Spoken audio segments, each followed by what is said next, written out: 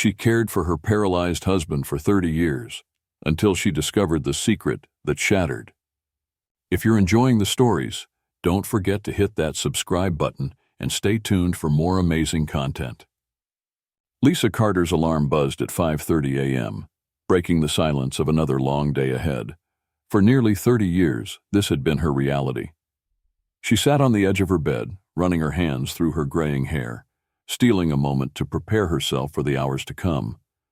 Her husband, Ben, lay asleep in the next room, a man who once radiated strength but now relied on her for nearly everything. By 6 a.m., Lisa was in the kitchen, moving with the efficiency of someone who had repeated the same routine thousands of times. The smell of freshly brewed coffee filled the air as she prepared breakfast, simple toast and eggs for herself, and a carefully crafted smoothie for Ben, loaded with nutrients she hoped would make him stronger. As the blender whirred, Lisa glanced out the window at her small garden. The flowers swayed gently in the breeze, a rare touch of beauty in her life filled with responsibility. At 7 a.m., Lisa tiptoed into Ben's room. "Good morning, hon," she whispered, her voice soft but steady. She adjusted the blinds to let in the morning light before carefully helping Ben sit up. "How are you feeling today?" she asked, as she did every morning, her hands moving instinctively to adjust his pillow and check for any signs of discomfort. His weak smile was her only answer. Lisa had become an expert in caregiving, mastering everything from lifting techniques to managing medications, but no training could prepare her for the emotional toll. Every gesture was automatic now, a part of her life that had replaced the dreams she once had. She dressed Ben in a soft flannel shirt, smoothing out the wrinkles, and wheeled him to the breakfast table. As Ben ate slowly, Lisa turned her attention to the little flower shop she ran from home. Between caregiving and crafting floral arrangements, her days blurred together in a rhythm she didn't question anymore. Outside, the world moved on without her. Inside, her every move was tethered to Ben. But even as her hands busily arranged vibrant blooms into perfect bouquets, a tiny voice in the back of her mind whispered a question she couldn't quite ignore. "Is this all there is to my life now?" It started as a whisper in Lisa's mind, a fleeting thought she tried to brush off. The day began like all others, but something was off. After breakfast, Lisa overheard Ben talking quietly on the phone in the next room. His voice was unusually firm, almost urgent. "Yes, everything's going according to plan," he said, his tone barely above a whisper. "She doesn't suspect a thing." Lisa froze mid-step in the hallway, her breath catching in her throat. Who doesn't suspect what, she thought, her pulse quickening. She pressed herself against the wall, straining to hear more, but the conversation ended as quickly as it began. She forced herself to move, entering the room with a calm she didn't feel. "Everything okay?" she asked, casually adjusting a vase of flowers by the window. Ben glanced at her, his expression unreadable. "Fine," he replied too quickly. The rest of the day passed in a haze of doubt. Lisa couldn't shake the unease that had settled over her. Later, as she was tidying up Ben's room, she noticed something odd. His notebook, the one he used to track appointments and medications, was open on his bedside table. 2 recent entries caught her eye. One was in his usual shaky handwriting, the result of years of limited mobility. But the other, it was steady, controlled, like someone else had written it. Lisa's heart skipped a beat. She stared at the pages, flipping back and forth between the 2 samples. Her mind raced with possibilities. Had someone else helped him? Could it just be a good day for his writing? But deep down, Lisa knew something didn't add up. She tucked the notebook back into its place, trying to ignore the sinking feeling in her stomach. That night, as Lisa lay in bed, her thoughts spiraled. The memory of Ben's phone call and the handwriting in the notebook played over and over in her mind. She glanced over at him, sound asleep beside her. For the first time in decades, Lisa found herself questioning the man she had sacrificed so much for. She tried to convince herself it was nothing, but the unease lingered, whispering that everything was about to change. Lisa had always been a sentimental soul. On a rainy afternoon, while Ben napped in his recliner, she decided to finally tackle a project she had been putting off for years, digitizing the old family videotapes. She pulled a dusty box of tapes from the attic, wiping off cobwebs as memories flooded her mind. She settled in the living room, her laptop beside her, and inserted the first tape into the player. The screen flickered to life, showing a scene from over a decade ago, Ben's 50th birthday party. The house was filled with laughter and chatter, and Lisa's heart warmed at the sight of her younger self smiling by his side. But as she watched, something caught her eye. In the background of the video, Ben moved across the room, on his own. His steps were steady, his posture straight. Lisa hit pause, her hand trembling. She rewound the tape and watched the scene again. There was no doubt about it. Her mind reeled. This was filmed years after the accident that had supposedly left Ben paralyzed. How was it possible? She sat back, staring at the screen, her heart pounding in her chest. A part of her wanted to dismiss it as a trick of memory or some long-forgotten therapy session that had temporarily restored his mobility. But deep down, Lisa knew there was more to the story. The evidence was there, playing on the screen in front of her, and it was undeniable. As if on cue, Lisa heard Ben's voice from the study. He was on the phone again, speaking in that same hushed, urgent tone. "Yes, everything's still on track," he said. "No, she hasn't figured it out yet." Lisa's blood ran cold. She crept toward the study door, careful not to make a sound. Peering through the crack, she saw him leaning slightly forward in his wheelchair, phone pressed to his ear. His body language was alert, almost energetic. She backed away, her thoughts spinning wildly. What was on track? What hadn't she figured out? The questions circled her mind like vultures, but one thing was clear. She had to find out the truth. That night, sleep was impossible. Lisa lay awake, staring at the ceiling as the rain drummed softly against the window. The image of Ben walking in the video and the sound of his urgent phone calls haunted her. The man she thought she knew, the man she had sacrificed her life for, suddenly seemed like a stranger. The tension in the house had become unbearable. Every glance Ben gave Lisa felt like it carried a secret, and every move she made felt scrutinized. She knew she had to act, but where would she even begin? The answer came unexpectedly one evening as Lisa was tidying up. While reorganizing the shelves in Ben's study, she found something odd. A receipt crumpled behind a stack of books. Her heart quickened as she smoothed it out. The receipt was for sports equipment, expensive items that Ben, in his supposed condition, would have no use for. Lisa stared at it, her mind racing. Was it a mistake? Had someone else purchased it? But why would it be in Ben's study? She folded the receipt carefully and tucked it into her pocket, a small piece of evidence in a puzzle she was just beginning to uncover. The next day, Lisa tried to focus on her work in her home flower shop, but her mind kept drifting back to Ben.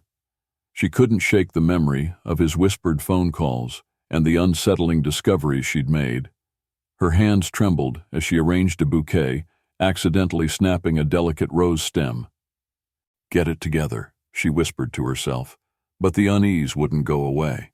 Later that evening, Lisa decided to do something she had avoided for years, explore Ben's personal belongings. She waited until he was settled in bed, his soft snores echoing through the house. Quietly, she returned to his study, determined to find answers. She rummaged through the drawers, her fingers brushing against old papers, notebooks, and files. In one drawer, she found a folder labeled Private. Inside were medical forms, financial documents, and a journal. She scanned the pages quickly, but one thing stood out. Ben's medical forms didn't match his earlier records. The dates, signatures, and even the doctor's name seemed wrong. Her stomach churned as she held up two documents side by side. One was from years ago, and the other was recent. The handwriting on the new form was far too neat, too precise to belong to the man who struggled to hold a pen. As she pieced together these small clues, Lisa felt both fear and determination rising within her. What else was he hiding? Why had she never noticed these discrepancies before? The final straw came when she opened Ben's email account on his laptop, something she had never dared to do before. At first, it was ordinary, a few newsletters, some correspondence with friends. But in the deleted folder, she found a series of emails with cryptic subject lines like final preparations and escape plan. Her breath caught in her throat as she clicked on one. It was a conversation between Ben and someone named Claire, discussing plans to move funds and secure new identities. Lisa's hand shook as she closed the laptop, her mind spinning. Who was Claire? What were they planning? She didn't know the full story yet, but one thing was certain. The life she thought she knew was a lie, and she was going to get to the bottom of it. Lisa's hands trembled as she stared at the screen of Ben's laptop. The email she had just read confirmed her deepest fears. Words like offshore accounts, new identities, and final preparations flashed in her mind, creating a dizzying sense of betrayal. She leaned back in the chair, her breath shallow, trying to process what she had just uncovered. This wasn't just a personal deception. It was something bigger, darker, something that explained years of secrecy and inconsistencies. For the first time, Lisa began to suspect that Ben's accident wasn't an accident at all. Determined to understand, Lisa reached out to someone who might have answers, an old colleague of Ben's named Jeff, who had worked with him at the company he'd left after his supposed injury. She found his number in an old Christmas card, her hand shaking as she dialed. "Jeff, this is Lisa Carter," she began, her voice steady despite the storm of emotions inside her. "I need to ask you something about Ben." There was a long pause on the other end of the line. When Jeff finally spoke, his voice was cautious. "Lisa, I don't know if I'm the right person to talk to about this." "Please," she insisted, her voice breaking. "I've found some things I can't explain. I need to know the truth." Jeff sighed heavily. "Meet me tomorrow. But Lisa, you might not like what you hear." The following afternoon, they met at a small diner outside of town. Jeff looked nervous, glancing over his shoulder as if expecting someone to be watching. "I shouldn't even be talking to you," he began, running a hand through his thinning hair. "But you deserve to know. Ben was involved in some shady dealings before his accident. Embezzlement, fraud. It was only a matter of time before he got caught." Lisa's mouth went dry. "Caught? What are you saying?" Jeff leaned in closer, lowering his voice. "The accident was staged, Lisa. It was his way out. He faked his paralysis to avoid prosecution and to keep the money he stole hidden. We all suspected it, but no one could prove anything. He disappeared, and that was that." Lisa's world tilted. Every moment of the last 30 years felt like a lie. The man she had cared for, sacrificed for, loved, he had used her as part of his elaborate escape plan. Back at home, Lisa sat at the kitchen table, the house eerily quiet around her. She stared at her hands, calloused from years of caregiving, and felt a wave of anger rise in her chest. She had given everything to Ben, believing in his pain, his struggle, his love for her. And now she knew it was all a sham. But as the initial shock began to fade, something else replaced it: determination. If Ben thought he could keep his secrets buried, he was wrong. Lisa wasn't just a victim. She was about to become his reckoning. The family gathering had been Lisa's idea, a way to bring everyone together for Ben's 65th birthday. But in truth, she had a different motive. This was the moment she had been building toward for weeks, ever since she uncovered the truth about his lies. The house was filled with the sound of clinking glasses and cheerful chatter, but Lisa felt like she was underwater. Every laugh, every warm embrace felt like a mockery of the storm brewing inside her. She stood in the kitchen, wiping her hands on a dish towel, rehearsing the words she would say. Emily, her daughter, noticed her unease and touched her arm gently. "Mom, are you okay?" she asked, her voice low enough that the other guests wouldn't hear. Lisa nodded stiffly. "I'm fine," she lied, her heart pounding. As the evening wore on, Lisa knew she couldn't wait any longer. She stepped into the dining room where the family was gathered around the table, candles flickering on Ben's birthday cake. The room went quiet as she cleared her throat. "I need to say something," Lisa began, her voice steady but loud enough to command attention. She turned to Ben, who sat at the head of the table in his wheelchair, his expression calm, too calm. "For 30 years, she said, I have cared for you, trusted you, and built my life around your needs. But I've recently discovered that the life I thought we shared was built on lies." A murmur swept through the room. Ben's eyes narrowed, his hands gripping the arms of his wheelchair. "Lisa, what are you talking about?" he said, his tone sharp. She pulled a folder from behind her back and slammed it onto the table. "This," she said, her voice rising, "is what I'm talking about. Emails, receipts, financial records, all of it proves that your accident was a sham. that you've been lying to me, to all of us for decades." Gasps erupted around the table as family members exchanged shocked glances. Emily's face turned pale. "Mom, what are you saying?" Ben leaned back in his chair, his face hardening. "You don't understand," he said, his voice cold. "I did what I had to do. The company was closing in on me. If I hadn't staged the accident, I would have gone to prison." Lisa's hands clenched into fists. "And what about me, Ben? Did you ever think about what your lies cost me? I gave up my dreams, my life, for you.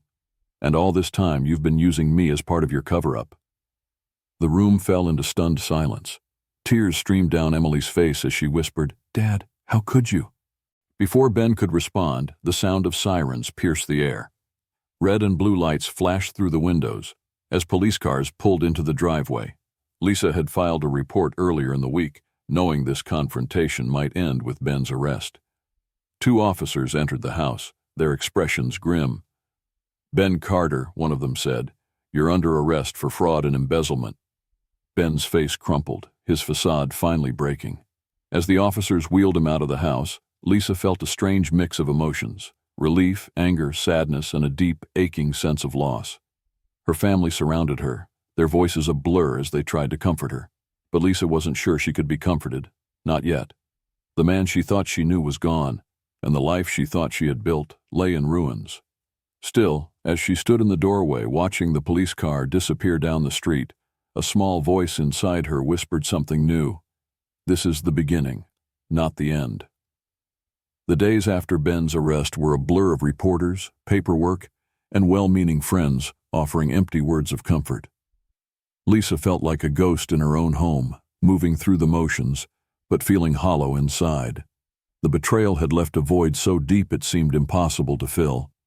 Her daughter Emily tried to help, stopping by with groceries or just to sit and talk. One afternoon, as Lisa absent-mindedly pruned her roses in the garden, Emily found her there, silent and lost in thought.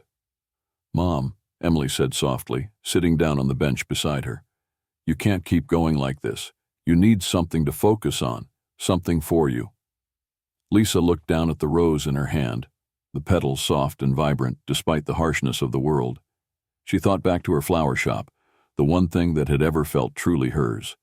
The shop had been neglected over the years, pushed aside by her caregiving responsibilities, but now it felt like a lifeline. "I don't even know where to start," Lisa admitted, her voice barely above a whisper. Emily smiled, her eyes filled with determination. "You always say flowers make people happy, right? So why not share that with others? You've been through so much, and I think you could help people who are struggling, just like you." The idea took root in Lisa's mind, growing slowly but steadily. She began spending more time in her shop, pouring her energy into crafting beautiful arrangements. But this time it wasn't just about the flowers, it was about healing. One morning, as she arranged a bouquet of sunflowers and daisies, an idea struck her. What if she could use her passion to help others? Lisa reached out to the local community center and proposed starting a flower arranging class for people recovering from trauma. To her surprise, they welcomed the idea with open arms. The first class was small, just 3 participants, but the room was filled with warmth and laughter as Lisa guided them through the process of creating something beautiful.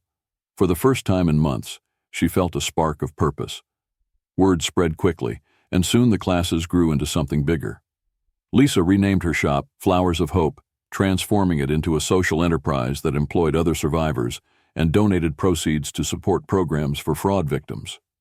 Her small idea had blossomed into a movement, and Lisa found herself busier than ever, but in a way that brought her joy instead of exhaustion.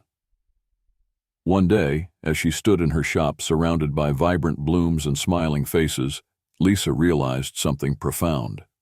The life she thought she had lost wasn't gone. It had simply been waiting for her to create something new. The transformation of Lisa's flower shop into Flowers of Hope was just the beginning. Word of her work quickly spread beyond the small community. Customers loved the beautiful arrangements, but it was the shop's mission, helping survivors of trauma and fraud, that truly captured people's hearts. One afternoon, as Lisa was finishing a large order for a wedding, the phone rang. "Hello, this is Lisa," she said, her voice tired but cheerful. "Mrs. Carter," the voice on the other end said. "This is Amanda Steele, a producer with Today's Voice. We've heard about your flower therapy program and the impact it's having on your community. We'd love to feature your story on our show." Lisa froze, her mind racing. Me? On national television? The idea felt surreal, but Amanda's enthusiasm was contagious. By the end of the call, Lisa had agreed, her hands trembling as she hung up the phone. The next week, Lisa traveled to the studio. She sat nervously in the green room, clutching a bouquet she had brought as a gift for the host.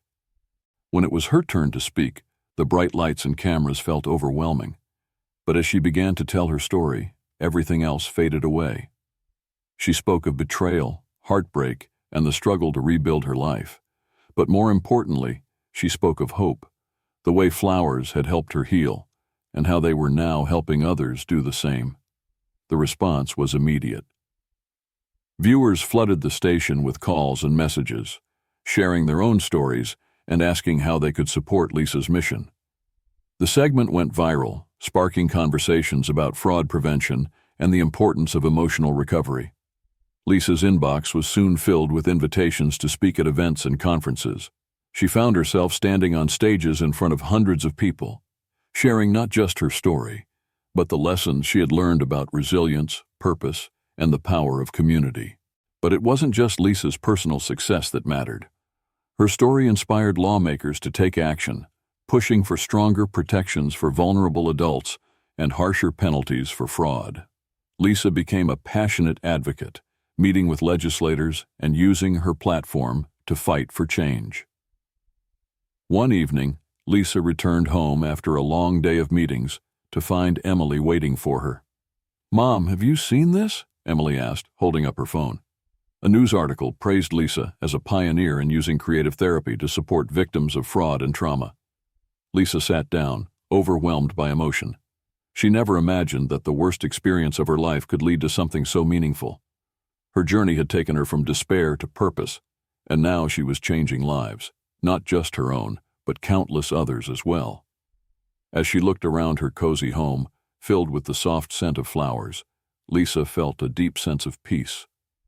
The pain of her past hadn't disappeared, but it had been transformed into something powerful, a legacy of hope and healing. As Lisa sat in her cozy kitchen one quiet evening, she reflected on how drastically her life had changed in just a few months. The betrayal that had once threatened to destroy her had instead become the foundation for a new beginning. The flower arrangements drying on the counter were no longer just decorations. They were symbols of hope, healing, and resilience. Her shop, Flowers of Hope, was thriving. But more than that, it was a lifeline for others. Survivors of fraud and trauma came to her classes not just to learn about flowers, but to find solace in the act of creating something beautiful from something broken, much like Lisa had done with her own life. One morning, Lisa received an email from a young woman named Carla, who had been part of her first flower therapy group. "Your classes saved my life," the email read.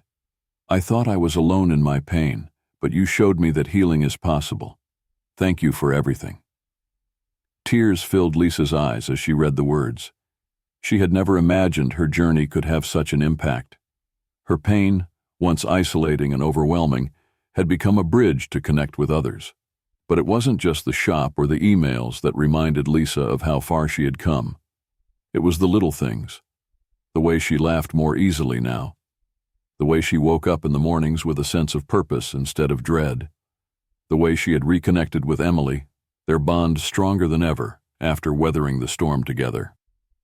One sunny afternoon, Lisa sat in the audience at Emily's graduation ceremony. Her daughter's name was called, and Lisa stood, clapping so hard her hands hurt. As Emily walked across the stage, she paused to look out at Lisa, her eyes shining with pride and gratitude. For Lisa, it was a moment of pure joy. The future felt brighter than it had in decades, and she was finally allowing herself to dream again. Later that evening, as they celebrated at home, Emily pulled her mother aside. "Mom," she said, her voice soft but firm, "I'm so proud of you. You didn't just survive, you thrived, and you taught me what it means to be strong." Lisa smiled, her heart full. For the first time in years, she felt like she wasn't just living. She was alive. Lisa Carter's story didn't just change her life, it changed lives everywhere. What started as a personal battle to reclaim her identity after decades of deception became a ripple effect, reaching people she'd never met in places she'd never imagined. But her most surprising chapter was yet to come. One sunny afternoon, Lisa was tending to her flower shop when a woman walked in. She was hesitant, almost nervous, as she scanned the arrangements. "Are you Lisa Carter?" the woman asked, her voice trembling. Lisa nodded, wiping her hands on her apron.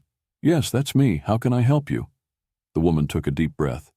"My name is Claire. I'm the woman who helped Ben with his plans. I had no idea the damage it would cause. I'm so sorry." The name hit Lisa like a gust of wind. Claire. The woman from the emails. The accomplice who had helped Ben hide his secrets. For a moment, Lisa felt her chest tighten, old anger bubbling to the surface. But then she looked closer. Claire's face was lined with regret, her eyes red as though she'd been crying for days.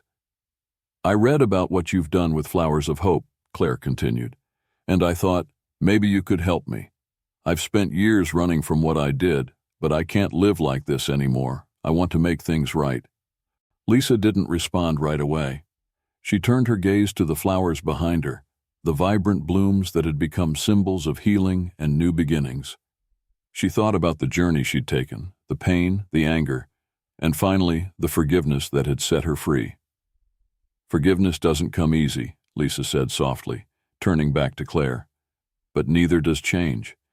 If you're willing to work for it, maybe there's a place for you here." Claire's eyes widened in disbelief. "You'd let me be part of this?" Lisa gave her a small but genuine smile. "Everyone deserves a second chance. I know what it's like to rebuild a life from nothing." From that day on, Claire became part of Flowers of Hope, dedicating herself to helping others while working through her own guilt. Together, Lisa and Claire expanded the shop's mission, turning it into a nationwide movement. Years later, Lisa stood at the grand opening of Flowers of Hope International. The small flower shop she had started as a way to heal had grown into a global organization offering therapy, support, and community to survivors of trauma. Standing beside her was Emily, now the director of the program's outreach initiatives, and Claire, who had become a leading advocate for restorative justice. As Lisa looked at the crowd gathered to celebrate, she felt an overwhelming sense of gratitude. The woman she had been, a caregiver trapped in lies, was gone. In her place stood someone stronger, wiser, and deeply fulfilled. Turning to the crowd, Lisa stepped up to the microphone. "If I've learned anything," she said, her voice steady, "it's that pain can be the beginning of something beautiful. Healing takes time, but every step matters. If you've been through darkness, don't be afraid to seek the light, and don't be afraid to create it." The crowd erupted in applause, and Lisa's heart swelled. Her story wasn't just about survival anymore. It was about transformation, about how even the deepest wounds can lead to growth if you choose to rise above them. Lisa Carter's story proves one thing: it's never too late to rewrite your life. If this journey inspired you, hit that like button, subscribe, and share your thoughts below. What would you do if betrayal led you to your greatest purpose? Let Lisa's transformation remind us all that from every broken petal, a new bloom can grow.